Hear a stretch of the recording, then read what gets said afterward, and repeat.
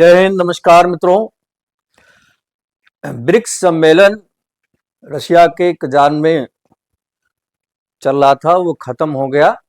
सभी नेता अपने अपने घर पहुंच गए, लेकिन किसको क्या मिला, क्या आया क्या गया, ये एक समीक्षा का विषय बना हुआ है। और बहुत सारी बातें कही जा रही थी सम्मेलन के पहले। बहुत सारी बातें सही भी सिद्ध हुई, बहुत सारी बातें नहीं हो पाई। और हमारी भी वीडियो गई थी और मैंने भी बहुत सारे अपने वीडियो में कहा था और बहुत सारी बातें सच निकली हैं। क्या फाइनली अपडेट निकला है, इस समिट में क्या हुआ, ये बताना जरूरी है। और सबसे जरूरी ये है कि पाकिस्तान बेचारा बड़ा रो रहा है। पाकिस्तान के मीडिया चैनलों पर बड़ा हाहाकार मचा रहा है और चीन को बहुत वो कोस रहा है। बड़े अब्बा थे लेकिन कुछ खास उसके लिए कर नहीं पाए, क्योंकि पाकिस्तान को ब्रिक्स में एंट्री नहीं मिल पाई। और जो उसका बेस्ट फ्रेंड था अर्दोगान, उस्मानी साम्राज्य का एकमात्र बादशाह, तुर्की का राष्ट्रपति, उसको भी सदस्यता नहीं मिल पाई। उसको केवल पार्टनर बना करके छोड़ दिया गया। पाकिस्तान के बेस्ट फ्रेंड होने का खामियाजा वो भी भुगत रहा है। और कहा यह जा रहा है कि भारत ने अड़ंगा लगा दिया, भारत ने उसकी सदस्यता रोक दी, तुर्की मेंबर नहीं बन पाया। अब मैं आगे बताता हूं कि क्या क्या हुआ। देखिए, 13 देशों को पार्टनर का दर्जा दिया गया है, ब्रिक्स पार्टनर्स बनाए गए हैं, जिसमें अल्जीरिया है, मलेशिया है, इंडोनेशिया है, कजाकिस्तान है, नाइजीरिया है, तुर्की है, उज्बेकिस्तान है। ये मुस्लिम राष्ट्र है 7। इनके अलावा भी बहुत सारे देश शामिल किए गए हैं, उनको पार्टनर कंट्रीज बनाया गया है। पाकिस्तान को पार्टनर कंट्री से भी हाथ धोना पड़ा, वो उसमें भी वो भी नहीं बन पाया।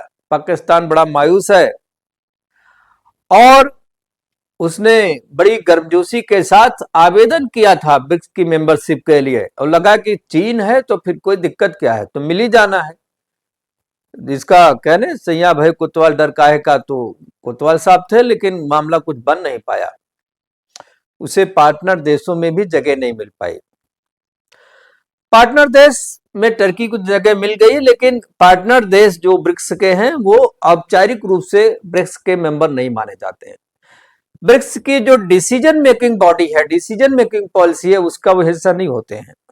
वो केवल प्लानिंग के हिस्सा होते हैं, सुझाव दे सकते हैं लेकिन डिसीजन मेकिंग पार्ट नहीं है वो।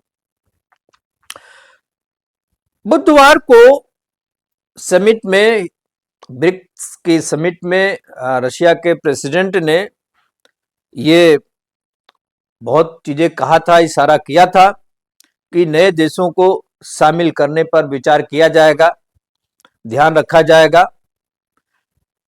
लेकिन शामिल करते समय इस बात को जरूर देखना पड़ेगा, यह भी उन्होंने बहुत क्लियर कह दिया था कि संगठन की कार्य क्षमता पर कोई प्रभाव ना पड़े, कोई कुप्रभाव खासतौर से ना पड़े, ये जरूर देखना होगा, तभी राष्ट्रों को संगठन में शामिल किया जाएगा। शायद वो भारत का इशारा पहले से जानते थे। और पाकिस्तान के पार्टनर भी ना बन पाने के कारण ब्रिक्स का मेंबर बनना तो दूर, जो पार्टनर कंट्रीज हैं उनमें भी शामिल ना हो पाने की कई वजहें हैं। और पहले तो यह है कि देखिए, 18 अक्टूबर को ही रशियन जो डिप्टी प्राइम मिनिस्टर हैं, उन्होंने साफ कहा था कि किसी को भी मेंबर बनाने ना बनाने को लेकर के जो ब्रिक्स के मेंबर राष्ट्र हैं उनकी आम सहमति बहुत जरूरी होगी। आम सहमति अगर नहीं बन पाएगी तो नहीं बन पाएगा, किसी एक देश के चाहने से नहीं हो पाएगा। दूसरा यह था कि ब्रिक्स देशों में उन्हीं लोगों को प्राथमिकता दी जाएगी जो उभरते हुए अर्थव्यवस्था की कंट्रीज हैं, और बाजार वाले देश हैं, बाजार की क्राइटेरिया को पूरा करते हुए आगे बढ़ रहे हो, कुछ न कुछ उनके पास है दुनिया को देने के लिए, तभी वो ब्रिक्स देश में आना उनके लिए ठीक रहेगा। और पाकिस्तान तो इसके लिए फिट बैठता नहीं, उसके पास देने के लिए तो कुछ है नहीं दुनिया को, कटोरा छाप है, कटोरा लेके घूमता रहता है, उसको तो केवल चाहिए, देने के लिए उसके पास कुछ नहीं है। पाकिस्तान की जो कमजोर इकोनॉमी है, उसका जो दिवालियापन है, वो भी एक बड़ी बाधा खड़ी कर रहा है। फाइनेंस एक बड़ी बाधा है पाकिस्तान का, और ब्रिक्स सीधे तौर पर दुनिया के संपन्न माने जाने वाले आर्थिक संगठन G7 से टक्कर ले रहा है। जब आप इकोनॉमिक फोरम डेवलप कर रहे हैं, इकोनॉमिक फोरम से आपका कंपटीशन है, दुनिया के सर्वश्रेष्ठ फोरम से आपका कंपटीशन है, G7 हो या यूरोपियन यूनियन हो, बड़े संगठन से कंपटीशन है, तो मैं समझता हूं कि ऐसे ही सक्षम और आर्थिक जो इकोनॉमिक राइजिंग वाले कंट्रीज हैं, उनको साथ लाने से ही काम बनता है। और पाकिस्तान ऐसे किसी देश में तो शामिल है नहीं, आर्थिक रूप से पूरी तरह दिवालिया है, कमजोर है। और यह भी था कि मतभेद बढ़ने का डर था, अगर चाइना या कोई देश प्रेशर क्रिएट करता तो भारत का मतभेद बढ़ सकता था, और कोई नहीं चाहेगा कि पाकिस्तान के चक्कर में मतभेद और बढ़ाए जाएं। सार्क में जो स्थिति पाकिस्तान की वजह से हुई है, कोई ये नहीं चाहता तो ब्रिक्स भी सार्क की पोजीशन में जाए। आप देख रहे हैं कि पाकिस्तान के साथ भारत को किसी भी लेवल पर तालमेल बैठाने में समस्या आ रही, भारत ही क्यों, हर देश को समस्या आ रही है। और इसी कारण से जो है सार्क जैसे संगठन अप्रासंगिक होते चले जा रहे हैं। तो कोई नहीं चाहेगा कि इस तरह से ब्रिक्स की अहमियत पर भी, महत्व पर भी सवालिया निशान हो, जैसे सार्क पर हो रहा है। इसलिए पाकिस्तान को कोई पैरवी नहीं कर पा रहा है। यह भी है कि पाकिस्तान की जो फॉरेन पॉलिसी है, वो भी एक बड़ी बाधा है। वो देश विश्वास और भरोसे लायक रहा ही नहीं, वो केवल इस्लाम के नाम पर अपना पार्टनर ढूंढता है, फिर उससे मदद मांगता है, और फिर वो कर्जजीवी बन करके, उससे कर्ज लेकर के उसके सारे जीना चाहता है। और इन सब कारणों से न पाकिस्तान का भला होगा, न उसके चाहने वालों का भला होगा। एर्दोगान जैसे लोग पाकिस्तान के साथ जुड़ के अपना नुकसान करते हैं। एर्दोगान को पाकिस्तान की दोस्ती बहुत भारी पड़ गई, और ब्रिक्स में वो शामिल होना चाहता था, उसने आवेदन भी किया था, लेकिन भारत ने ब्रिक्स में उसकी एंट्री रोक दी है। ये मैं नहीं कर रहा हूं, ये जर्मनी का एक अखबार वेल्ड है, वो भी कह रहा है, उसकी रिपोर्ट में भी ये दावा किया गया है कि पाकिस्तान के साथ तुर्की के जो करीबी संबंध है, उसके कारण भारत ने एंट्री रोक दी है। और अभी तक ब्रिक्स का जो एक्सपेंशन हुआ है, वो सर्वसम्मति से होता आया है, कोई देश नहीं चाहेगा तो कैसे होगा। और इसलिए भारत तो उसका फाउंडर मेंबर है, और भारत पिछली बार भी जो नए सदस्य जुड़े गए थे, सर्वसम्मति से जुड़े गए थे। तुर्की नेटो का पहला देश है जो उस खेमे से इस खेमे में आना चाहता है, शामिल होने की इच्छा रखता है। और कुछ विशेषज्ञ लोग ये भी बताते हैं कि वो आर्थिक राइजिंग, इकोनॉमिक राइजिंग कंट्रीज भी है, सामरिक रूप से भी महत्वपूर्ण देश है। उसका किसी खेमे में जाना, किसी भी खेमे में जुड़ना कोई बहुत कठिन बात नहीं है, उसकी इच्छा भी है। रशिया के आमंत्रण पर, पुतिन साहब के आमंत्रण पर एर्दोगान साहब कजान आए भी थे, भारत के प्रधानमंत्री से भी मिलने की बात चल रही थी, मुलाकात की कोशिश कर रहे थे, लेकिन मुलाकात नहीं हो पाई, भारत के प्रधानमंत्री उनसे मुलाकात नहीं किए। तुर्की ने पिछले महीने यह भी कहा था कि वो ब्रिक्स में शामिल होने के लिए पूरी तरह से तैयार है, लेकिन सवाल ये है कि बिना भारत की इच्छा के, जिस तरह वो पाकिस्तान की पैरवी करता है, क्या भारत उसको, ऐसे देशों को शामिल होने देगा? ये नामुमकिन होगा।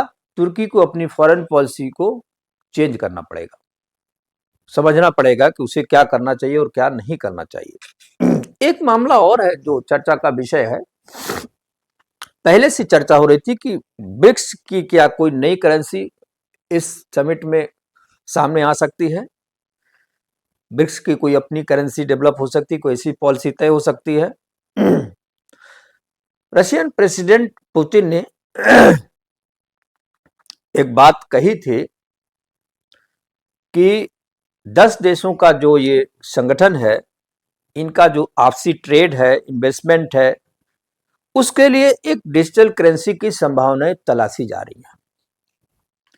पिछले समय में मैंने बार बार कहा, पुरानी अपनी वीडियो में भी कहा कि यूक्रेन वार के समय जो प्रतिबंध लगाए गए, खासतौर से डॉलर ट्रांजैक्शन को लेकर के, इससे ना केवल रशिया, चाइना, इंडिया, बहुत सारे देश, ईरान, टर्की, मिडिल ईस्ट के सऊदी अरबिया, यूएई, बहुत सारे देश हैं जो इस डॉलर की दादागिरी से निकलना चाहते हैं, बाहर निकलना चाहते हैं। और लगातार इस पर बात हो रही, लगातार प्रयास हो रहा है। ब्रिक्स देशों के समूह का दुनिया में एक बड़ा प्रभाव है। इस प्रभाव के चलते ब्रिक्स देशों को अपनी करेंसी की बात भी इनमें चल रही है कि अपनी करेंसी की मांग चल रही है बार बार, ताकि डॉलर के प्रभाव को, उनके एकाधिकार को चुनौती दिया जा सके। और ब्रिक्स में यह क्षमता है भी कि वो अपनी करेंसी डेवलप कर सके। जैसे यूरोपियन यूनियन ने अपनी करेंसी डेवलप की और यूरो लेकर के आए, इसी तरह ब्रिक्स की अपनी करेंसी होनी भी चाहिए जो अमेरिकी डॉलर के प्रभुत्व को चुनौती दे सके। ब्रिक्स समिट के दौरान बहुत सारी खबरें आई, हालांकि इस पर कोई निर्णय अभी नहीं हो पाया है कि उसकी अपनी, ये जरूर है कि उसका एक डिजिटल मोड डेवलप करने की बात पर कुछ सहमति हुई है। आगे चल के हो सकता है कुछ नई चीजें डेवलप हों। एक बड़ा डेवलपमेंट जो दौरान हुआ था, मैं समझता हूं उसकी चर्चा बहुत जरूरी हो जाता है, वो है भारत और चीन के बीच एक समझौता हुआ, एक नेगोशिएशन हुआ है। उसको बताया जा रहा है कि ये कोर कमांड लेवल पर और डिप्लोमेटिक लेवल पर नेगोशिएशन हुए। सच ये है कि ये नेगोशिएशन जिस लेवल पर भी हुए हो, इसका डिक्लेरेशन जो हुआ है, इसकी जो घोषणा हुई है, वो ब्रिक्स सम्मेलन के दौरान ही हुई है। अर्थात बहुत समय बाद प्रधानमंत्री मोदी और शी जिनपिंग की मुलाकात हुई है, बात भी हुई है, दोनों देशों के बीच मीटिंग भी हुई है और इसी दौरान ये सारी चीजें निकल के आई है। और वो ये है कि भारत और चीन वास्तविक नियंत्रण रेखा जो है, लाइन ऑफ एक्चुअल कंट्रोल है, वहां से अपनी सेना पीछे हटाने के लिए तैयार हो गए हैं और फिर से पेट्रोलिंग शुरू की जाएगी। इस पर भी समझौता हो गया है। कहा जा रहा है कि यह समझौता खास तौर से लद्दाख सेक्टर में डेपसांग और डेमचौक इलाकों में जहां ज्यादा तनातनी थी, वहां पहले लागू किया जा रहा है। पेट्रोलिंग से संबंधित चीजें पहले से कंटिन्यू, जो पहले चल रही थी उसको फिर से कंटिन्यू की जाएंगी और जल्द ही दोनों देशों के सैनिक पीछे हटना शुरू कर देंगे, जिसे मिलिट्री टर्म में डिसएंगेजमेंट कहा जाता है। हमारे फॉरेन मिनिस्ट्री से भी ये बात हो गई है कि सेना डिसएंगेजमेंट के लिए तैयार है।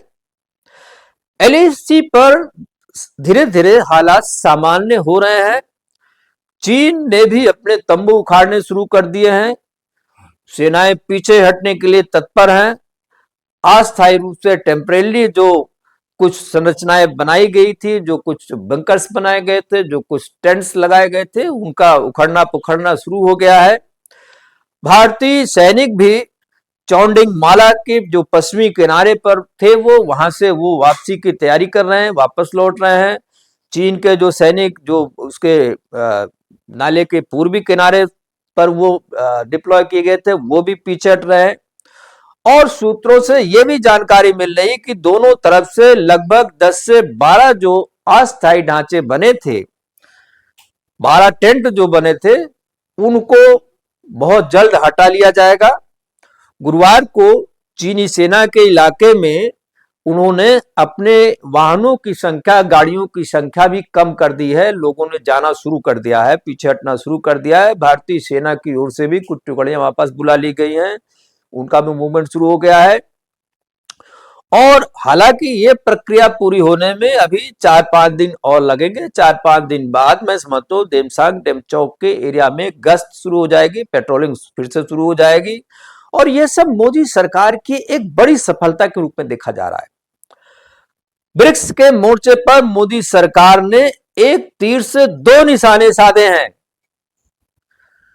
वो क्या है ये भी बहुत जरूरी है। पहला ये है कि वो रूस और चीन को पश्चिमी खेमे का भय दिखा करके एकजुटता साधने के लिए लोगों पर दबाव बनाने में कामयाब हो गए हैं, और इसके लिए उन्होंने कह दिया है कि क्षेत्रीय शांति, सुरक्षा तथा परस्पर सहयोग के लिए ठोस कदम उठाने पड़ेंगे। केवल बातों पर काम नहीं चलेगा, आप बातें करते रहेंगे तो उससे कुछ नहीं होता, बल्कि आपको जमीनी फैसले लेने पड़ेंगे। जब तक आप जमीनी फैसले नहीं लेंगे तब तक पश्चिम का प्रभाव आप नहीं रोक पाएंगे। और इस पर असर पड़ा सबसे अधिक चीन पर, रूस पर भी पड़ा। चीन ने मान लिया बात, समझौते के लिए तैयार हो गया, रातों रात तैयार हो गया। उसकी समझ में आ गया कि अब वो भारत नहीं है कि बातें चलती रहेगी और हम काम भी करते रहेंगे, उल जलूल भी करते रहेंगे और आंख भी दिखाते रहेंगे और मुस्कुराते भी रहेंगे। ये माओ पॉलिटिक्स नहीं चलेगी। अब भारत ने साफ कह दिया, कुछ निर्णय करिए, जमीनी फैसला करेंगे तब काम होगा। और यह फैसला हुआ। भारत इसके लिए मैं समझता हूं कि एक जीत के रूप में देखा जा रहा है। दूसरा निशाना उसने पश्चिम देशों पे लगा दिया है। उसने इशारा कर दिया है कि वर्ल्ड ऑर्डर बदल रहा है, एशियाई देशों को हल्के में लेना बंद कर दीजिए, तमाशा अब नहीं चलेगा। अमेरिका और यूरोपियन यूनियन को ब्रिक्स पॉलिटिक्स वो दबाव में आ गए हैं। ब्रिक्स पॉलिटिक्स में जिस तरह से भारत ने, रूस ने, चीन ने, सभी देशों ने अपनी बातें रखी हैं, ये सारे जो पश्चिम के देश हैं ये दबाव में एक प्रकार से आते दिख रहे हैं, क्योंकि इन्हें पता है कि बड़ी संख्या में दुनिया के देश ब्रिक्स की ओर पोलराइज हो रहे हैं, एशियन पॉलिटिक्स की ओर पोलराइज हो रहे हैं। कुल मिलाकर के देखें तो भारत का कूटनीतिक दबदबा पहले से ज्यादा मजबूत हुआ है। अब मैं जिस ग्लोबल साउथ की बार बार बात करता रहा हूं, ग्लोबल साउथ पॉलिटिक्स में एक नया वर्ल्ड ऑर्डर शिफ्ट होने वाला है, और इसमें भारत की भूमिका सर्वाधिक महत्वपूर्ण होने वाली है। फिर मैं कल किसी नए वीडियो के साथ मुलाकात होगी। आज बस इतना ही। चैनल को लाइक करें, शेयर करें, सब्सक्राइब करें और कमेंट भी लिखना ना भूलें। बहुत बहुत धन्यवाद। नमस्कार, जय हिंद।